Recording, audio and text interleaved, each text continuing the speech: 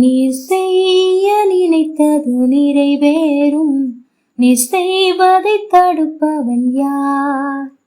நீர் செய்ய நினைத்தது நிறைவேறும், நீர் செய்வதை தடுப்பவன் யார்? தேவரீர் நீர் சகலமும் செய்ய வல்லவர். தேவனே உமக்குப்பான தேவன் யார்? எனக்கு பிரியமான தெய்வ பிள்ளைகளே, இன்றைக்கும் ஆண்டவர் நம்முடைய வாழ்க்கையில் எதை செய்ய நினைத்திருக்கிறாரோ அதை தடை செய்ய ஒருவருக்கும் அதிகாரம் இல்லை என்பதை குறித்து தான் நாம் தியானிக்க போகிறோம். ஏசாயா 43 அதிகாரம் 13 வசனம் அதைத்தான் சொல்லுகிறது. என் கைக்கு தப்புவிக்கத்தக்கவன் இல்லை, நான் செய்கிறதை தடுப்பவன் யார்? எனக்கு பிரியமான தெய்வ பிள்ளைகளே, ஆண்டவர் நம்முடைய வாழ்க்கையில் ஏதோ ஒன்றை செய்ய முடிவு செய்து விட்டால் அதை மனிதர்களோ சூழ்நிலைகளோ நம்முடைய சரீரமோ அல்லது நாமோ கூட தடுத்து நிறுத்துவதற்கு அதிகாரமும் இல்லை, அதை செய்யவும் முடியாது என்பது தான் உண்மை. வேதத்தில் நாம் அப்படி அநேக காரியங்களை பார்க்க முடியும். யோசேப்பிற்கு 17 வயதில் ஆண்டவர் தரிசனத்தை கொடுக்கிறார். அதாவது அவன் உயர்ந்திருப்பது போல சுற்றி இருக்கிறவர்கள் அவனை வணங்குவது போல என்று ஒரு தரிசனத்தை கொடுக்கிறார். அதை தடை செய்ய எத்தனை காரியங்கள் பாருங்கள். முதலாவது பகை உண்டாகிறது, குழியில் போடப்படுகிறான், போத்திபானிடத்தில் விற்கப்படுகிறான், அதற்கு பின்பு சிறைச்சாலையில் போடப்படுகிறான். இப்படி வரிசையாக தடைகள் வந்து கொண்டே இருக்கிறது. ஆனால் காலம் வந்தது, ஆண்டவர் செய்ய நினைத்திருப்பதை செய்ய தீவிரப்படுகிற நாட்கள் வந்தபோது அவன் சிறைச்சாலையில் இருந்து தீவிரமாய் ராஜ சமூகத்துக்கு அழைத்து வரப்பட்டான் என்று வேதம் சொல்லுகிறது. அதுவரை சிறைச்சாலையின் வஸ்திரம் போட்டிருந்தவன் அங்கிருந்து வரும்போது வேறு வஸ்திரம் தரித்தவனாய் ராஜாவுக்கு முன்பாக கொண்டு வரப்பட்டான். எனக்கு பிரியமான தேவ பிள்ளைகளே, ஆண்டவர் செய்ய நினைத்திருக்கிறதை தடை செய்ய எந்த மனுஷனுக்கும் அதிகாரமே கிடையாது. நீங்கள் அது சிறைச்சாலையில் இருந்தால் கூட ஆண்டவர் உங்களை ராஜாவுக்கு அடுத்த ஸ்தானத்தில் உயர்த்த முடிவு செய்துவிட்டால் நீங்கள் அதற்கு நல்ல நிலையில் இருக்க வேண்டும் என்ற அவசியம் இல்லை. சிறைச்சாலையாய் இருந்தாலும் கூட ஆண்டவர் உங்களுடைய வாழ்க்கையில் மாற்றத்தை கொண்டு வர முடிவு செய்துவிட்டால் சிறைச்சாலையில் இருந்து சிங்காசனத்திற்கு அவர் உங்களை கொண்டு போக எளிதாய் முடியும்.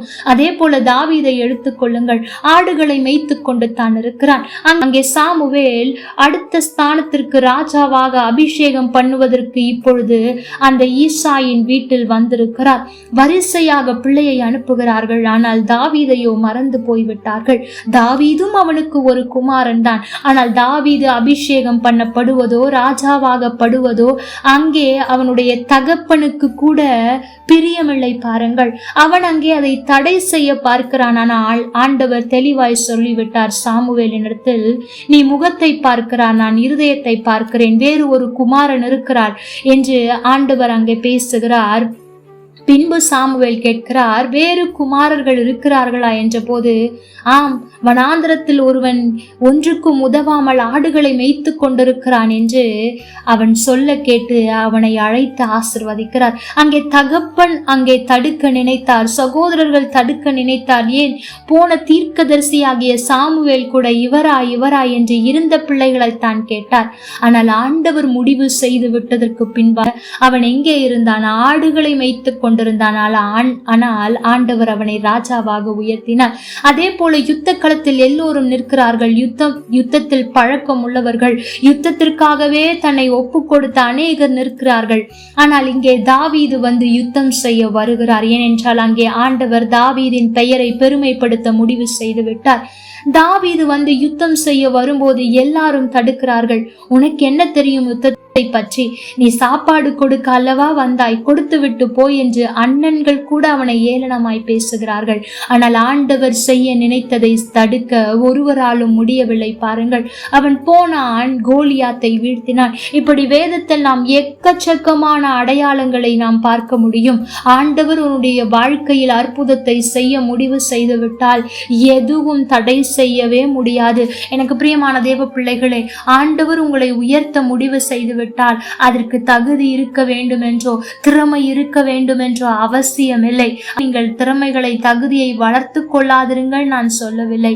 மாறாக இவை எல்லாவற்றை காட்டிலும் ஆண்டவருடைய பிரசன்னத்தில் அதிகமாய் இருந்து பாருங்கள். ஆண்டவர் உங்களுக்கு தரிசனத்தை கொடுப்பார், அந்த தரிசனத்தை நிறைவேற்றுவார். அதை தடை செய்ய ஒருவராலும் கூடாது.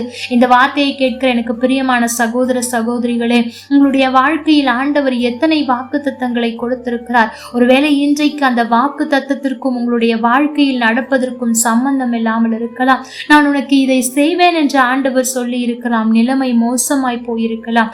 ஆனால் அவர் சொன்னால் நிச்சயம் செய்வார். அதை தடுக்க எந்த மனுஷனுக்கும் அதிகாரம் இல்லை. சில நேரத்தில் நீங்கள் விசுவாசிக்காமல் உங்களுடைய அவ்விசுவாசம் தடையை ஏற்படுத்துவது போல இருந்தால் கூட ஆண்டவர் கிருபையாய் அதை நிறைவேற்றி முடிப்பாரை தவிர அதை தடுத்து நிறுத்த மாட்டார். ஆகவே சோர்ந்து போகாதிருங்கள். உங்கள் வாழ்க்கையில் அவர் செய்ய நினைத்திருக்கிறது தான் நிறைவேறும். மனுஷர்கள் தடை செய்ய நினைத்தாலும் அது தடைபடாது.